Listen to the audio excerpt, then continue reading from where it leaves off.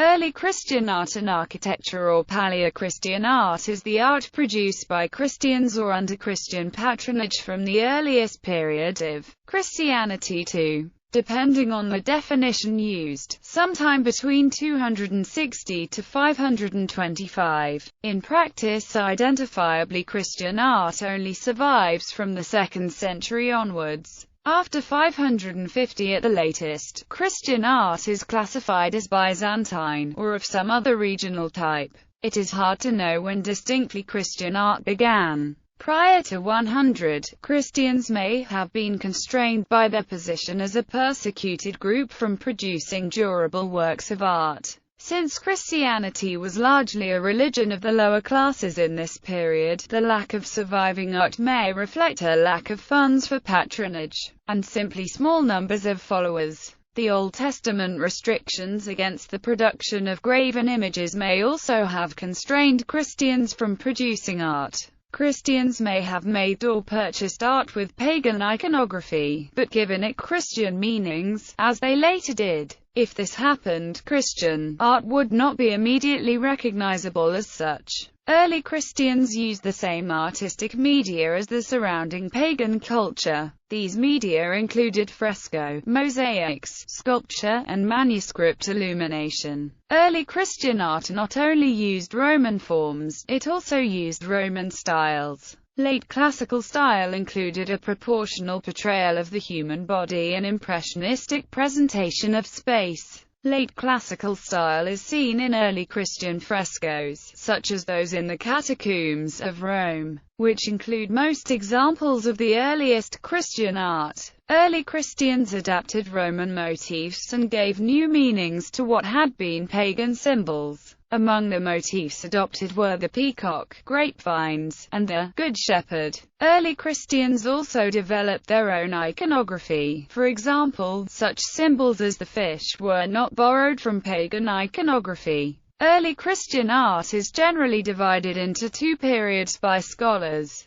before and after either the Edict of Milan of 313, bringing the so-called triumph of the Church under Constantine, or the First Council of Nicaea in 325, the earlier period being called the pre-Constantinian or ante-Nicene period, and after being the period of the first 7 ecumenical councils. The end of the period of early Christian art, which is typically defined by art historians as being in the 5th–7th centuries, is thus a good deal later than the end of the period of early Christianity as typically defined by theologians and church historians, which is more often considered to end under Constantine, around 313 to 325. Symbols. During the persecution of Christians under the Roman Empire, Christian art was necessarily and deliberately furtive and ambiguous, using imagery that was shared with pagan culture but had a special meaning for Christians.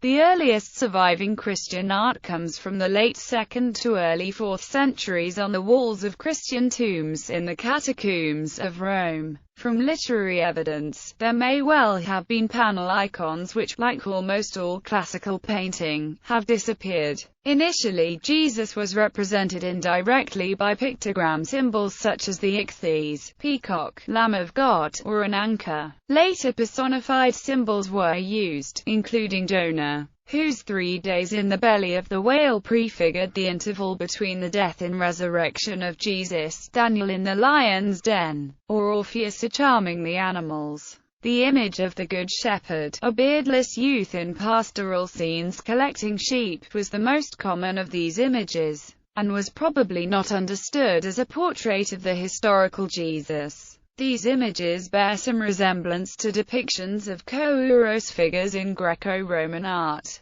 The almost total absence from Christian monuments of the period of persecutions of the plain, unadorned cross, except in the disguised form of the anchor, is notable. The cross, symbolizing Jesus' crucifixion on a cross, was not represented explicitly for several centuries, possibly because crucifixion was a punishment meted out to common criminals, but also because literary sources noted that it was a symbol recognized as specifically Christian, as the sign of the cross was made by Christians from very early on. The popular conception that the Christian catacombs were secret, or had to hide their affiliation is probably wrong. Catacombs were large-scale, commercial enterprises, usually sited just off major roads to the city, whose existence was well known. The inexplicit symbolic nature of many early Christian visual motifs may have had a function of discretion in other contexts,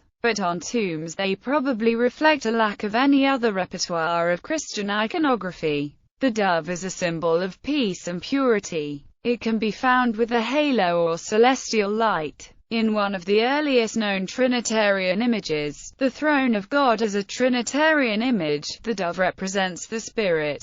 It is flying above an empty throne representing God. In the throne are a chlamys diadem representing the Son. The Cairo monogram, XP, apparently first used by Constantine I, consists of the first two characters of the name Christus in Greek. Christian art before 313. A general assumption that early Christianity was generally aniconic, opposed to religious imagery in both theory and practice until about 200, has been challenged by Paul Corby Finney's analysis of early Christian writing in material remains. This distinguishes three different sources of attitudes affecting early Christians on the issue. First, that humans could have a direct vision of God, second, that they could not, and, third, that although humans could see God they were best advised not to look, and were strictly forbidden to represent what they had seen. These derived respectively from Greek and Near Eastern pagan religions, from ancient Greek philosophy, and from the Jewish tradition and the Old Testament. Of the three, Finney concludes that, overall, Israel's aversion to sacred images influenced early Christianity considerably less than the Greek philosophical tradition of invisible deity, apophatically defined, so placing less emphasis on the Jewish background of most of the first Christians than most traditional accounts. Finney suggests that the reasons for the non-appearance of Christian art before 200 have nothing to do with principled aversion to art, with otherworldliness, or with anti-materialism. The truth is simple and mundane. Christians lacked land and capital. Art requires both. As soon as they began to acquire land and capital, Christians began to experiment with their own distinctive forms of art. In the Duro-Europos Church, of about 230 to 256, which is in the best condition of the surviving very early churches, there are frescoes of biblical scenes including a figure of Jesus, as well as Christ as the Good Shepherd. The building was a normal house apparently converted to use as a church. The earliest Christian paintings in the catacombs of Rome are from a few decades before, and these represent the largest body of examples of Christian art from the pre-Constantinian period, with hundreds of examples decorating tombs or family tomb chambers. Many are simple symbols, but there are numerous figure paintings either showing orants or female praying figures, usually representing the deceased person, or figures or shorthand scenes from the Bible or Christian history. The style of the catacomb paintings, and the entirety of many decorative elements, are effectively identical to those of the catacombs of other religious groups, whether conventional pagans following ancient Roman religion, or Jews or followers of the Roman mystery religions. The quality of the painting is low compared to the large houses of the rich, which provide the other main corpus of painting surviving from the period, but the shorthand depiction of figures can have an expressive charm. A similar situation applies at Duro-Europos, where the decoration of the church is comparable in style and quality to that of the Duro-Europos synagogue and the Temple of Bel. At least in such smaller places, it seems that the available artists were used by all religious groups. It may also have been the case that the painted chambers in the catacombs were decorated in similar style to the best rooms of the homes of the better-off families buried in them, with Christian scenes and symbols replacing those from mythology, literature, paganism and eroticism. Although we lack the evidence to confirm this, we do have the same scenes on small pieces in media such as pottery or glass, though less often from this pre-Constantinian period. There was a preference for what are sometimes called abbreviated representations, small groups of say 1 to 4 figures forming a single motif which could be easily recognized as representing a particular incident. These vignettes fitted the Roman style of room decoration, setting compartments in a scheme with a geometrical structure. Biblical scenes of figures rescued from mortal danger were very popular. These represented both the resurrection of Jesus, through typology, and the salvation of the soul of the deceased. Jonah and the whale, the sacrifice of Isaac, Noah praying in the ark, Moses striking the rock, Daniel in the lion's den, and the 3 youths in the fiery furnace were all favorites that could be easily depicted. Early Christian sarcophagi were a much more expensive option, made of marble and often heavily decorated with scenes in very high relief, worked with drills. Free-standing statues that are unmistakably Christian are very rare, and never very large, as more common subjects such as the Good Shepherd were symbols appealing to several religious and philosophical groups, including Christians, and without context no affiliation can be given to them. Typically sculptures, where they appear, are of rather high quality. One exceptional group that seems clearly Christian is known as the Cleveland Statuettes, Jonah and the Whale, and consists of a group of small statuettes of about 270, including 2 busts of a young and fashionably dressed couple, from an unknown find spot,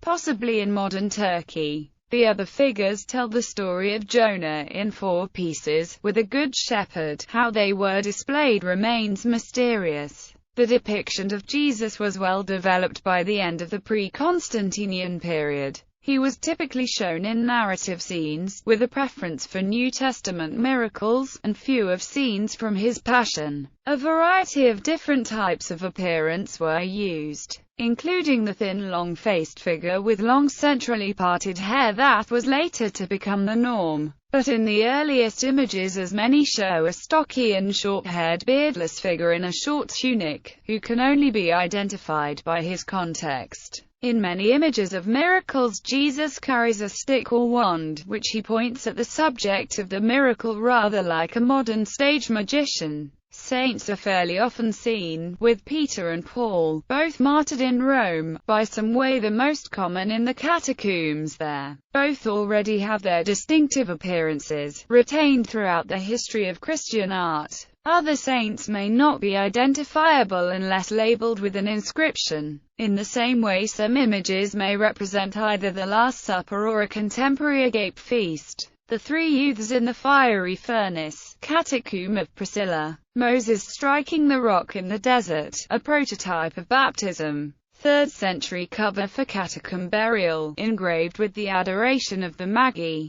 Catacomb chamber with Orients, Jonah and the Whale, Moses striking the rock, Noah praying in the ark, Adoration of the Magi.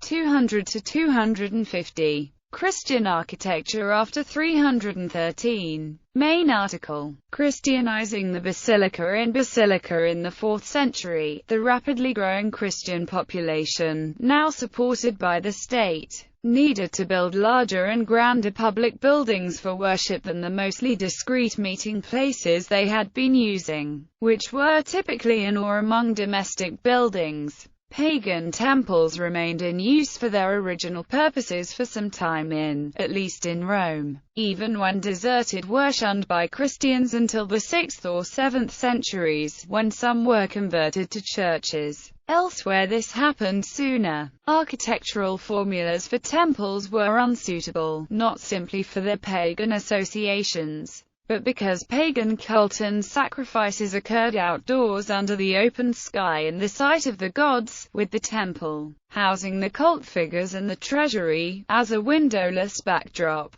The usable model at hand, when Emperor Constantine I wanted to memorialize his imperial piety, was the familiar conventional architecture of the basilica. There were several variations of the basic plan of the secular basilica, always some kind of rectangular hall, but the one usually followed for churches had a center nave with one aisle at each side, and an apse at one end opposite to the main door at the other. In, and often also in front of, the apse was a raised platform, where the altar was placed and the clergy officiated. In secular buildings this plan was more typically used for the smaller audience halls of the emperors, governors, and the very rich than for the great public basilicas functioning as law courts and other public purposes. This was the normal pattern used for Roman churches, and generally in the Western Empire, but the Eastern Empire, and Roman Africa, were more adventurous, and the models were sometimes copied in the West, for example in Milan. All variations allowed natural light from windows high in the walls, a departure from the windowless sanctuaries of the temples of most previous religions, and this has remained a consistent feature of Christian church architecture. Formulas giving churches with a large central area were to become preferred in Byzantine architecture, which developed styles of basilica with a dome early on. A particular and short-lived type of building, using the same basilican form, was the funerary hall, which was not a normal church, though the surviving examples long ago became regular churches, and they always offered funeral and memorial services, but a building erected in the Constantinian period as an indoor cemetery on a site connected with early Christian martyrs, such as a catacomb. The 6 examples built by Constantine outside the walls of Rome are: Old St. Peter's Basilica, the older basilica dedicated to St. Agnes, of which Santa Costanza is now the only remaining element; San Sebastiano fuori la Mura, San Lorenzo fuori la Mura, Santi Marcellino e Pietro al Laterano, and one in the modern park of Villa Gordiani. A martyrium was a building erected on a spot with particular significance, often over the burial of a martyr. No particular architectural form was associated with the type, and they were often small. Many became churches, or chapels in larger churches erected adjoining them, with baptistries and morcelli. Their often smaller size and different function made martyrium suitable for architectural experimentation. Among the key buildings, not all surviving in their original form, are Constantinian basilicas: St. John Lateran, St. Mary Major, Old St. Peter's Basilica, Church of the Holy Sepulchre, Church of the Nativity. Centralized plan Santa Costanza, built as an imperial mausoleum adjoining a funerary hall, part of the wall of which survives. See also Early Christendom in church architecture.